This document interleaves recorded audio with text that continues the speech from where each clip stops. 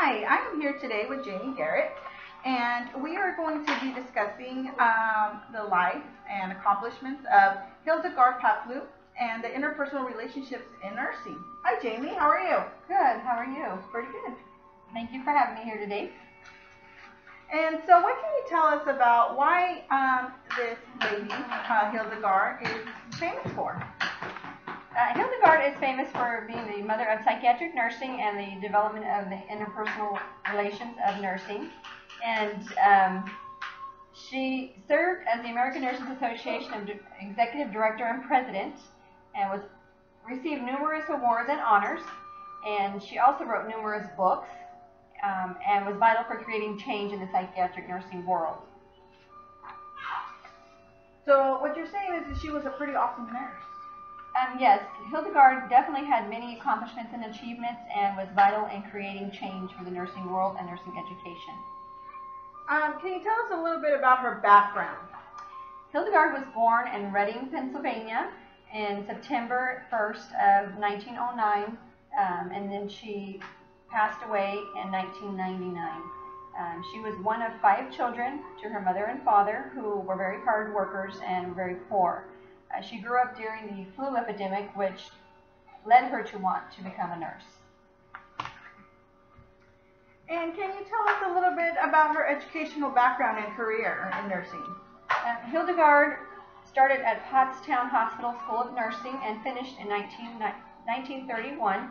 And from there, she went on to work in nursing and obtained her bachelor's degree, her doctoral degree as well. And from there, she went on to create schools of nursing and teach. She had an experience working at the Chestnut Lodge, which is a private psychiatric facility, working with Harry Stack Sullivan, and that is where she got much of her interpersonal nursing background and building blocks from. She was vital in rewriting the National Mental Health Act of 1946 and was certified in psychoanalysis in New York. She developed and taught the first psychiatric graduate students and was vital in the first clinical nurse specialist in psychiatric nursing. Very interesting. A very large educational background she had. She was very vital in education, and not only in her education, but the education of others. With her educational background and the knowledge that she had, she went on to retire after about a 55-year stint of nursing education, which after that she went on to go work at a university in Belgium as a visiting professor.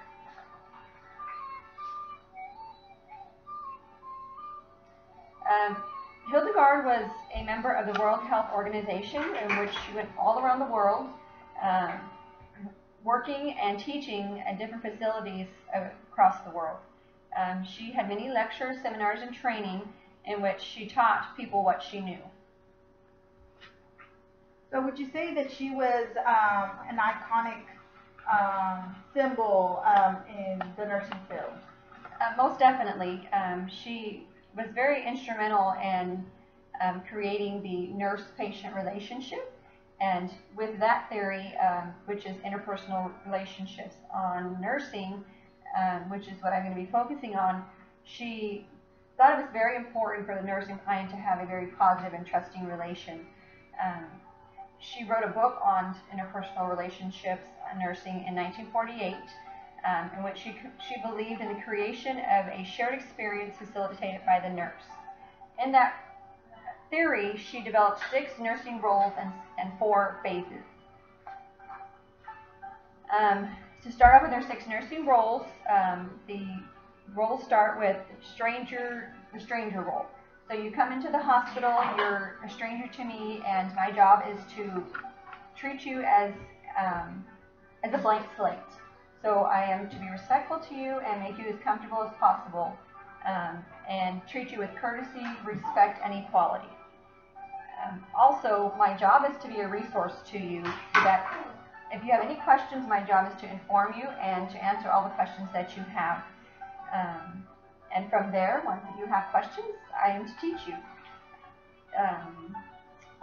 So very important stuff here, because it's important for a patient to know all these things and feel comfortable with the person that is caring for them, right? Correct. Oftentimes when patients don't feel comfortable, they will not open up to ask questions. So it is definitely the nurse's responsibility to have them be comfortable so that questions can be asked and they can have a role in their care. And as a nurse, my job is to counsel you, to let you know that you have a sense of importance and that I am here to help guide you and provide you reassurance for the situation that you may be in as a patient. And it's my important role to help you understand that you are ultimately in control of the situation and that I go off of the needs of you and help you to become stronger and independent in what your needs are.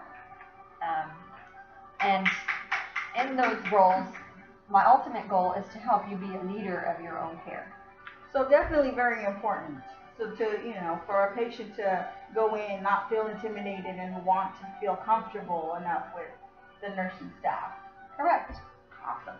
In Hildegard's phases of nursing, there are the 4 phases of the nurse-client relationship, which is the orientation phase, which is when you come in and you meet me. I'm going to initiate the relationship, and I'll set the tone that you are my patient and this relationship is about you.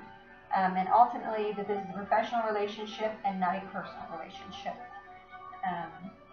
In the identification phase, which is the second phase of the nurse-client relationship, my goal is to aid you in your problem identification, so helping you understand what your concerns are and helping you make sense of those concerns, and ultimately giving you responsibility for yourself.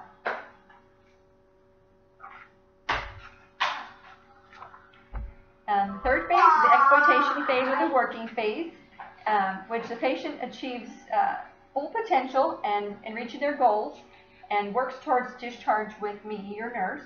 And I start backing off as your resource and helping you fully respect and trust me that I am able to help you with those abilities. And the last phase is the resolution phase and or the termination phase, which is where your current goals have been met and you are then self-reliant, and that is where our relationship ends. Amazing. Very good information here. In Paplau's interpersonal relations, the nurse's job is to provide values, culture, and beliefs, and to bring my past experiences to your present situation and help you with your expectations. So ultimately, it's to make the patient feel comfortable. Correct. How can Paplau's theory be used in nursing today? Paplau's theory can be used in nursing through her interpersonal relations on nursing, through creating a sense of comfort for the patient and a sense of understanding. The understanding is the most important role. When the patient comes into the hospital, they're in a strange environment, and the nurse needs to create a sense of trust so that the patient can open up, ask questions, and the nurse can therefore build that relationship and help with those questions and level of understanding. The interpersonal relationship is based on trust, and it basically is meant to help the patient feel independent and content with the care that they receive and the answers and questions and knowledge that they gain. Well, that was a lot of information, very good information. Thank you for educating us today and giving us all this information about this awesome nurse. Well, I appreciate you taking the time to interview me, and thank you very much.